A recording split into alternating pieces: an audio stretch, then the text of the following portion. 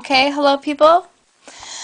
This here is a ABUS number 90/50 stainless steel.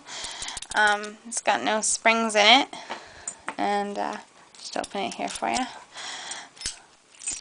There we go. You may have seen it in some of Wiz Wazzle's videos, as of course it's one of his locks. And just gonna pick it here, and I just got this needle pick here. It's a wonderful discovery.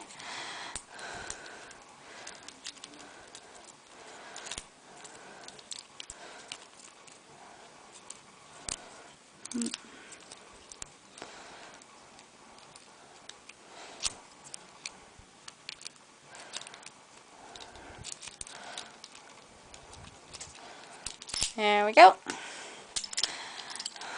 Crack right open there for you. That's ABUS number 90/50, and usually retains the key, but this wonderful pick here, we can just lock it back up.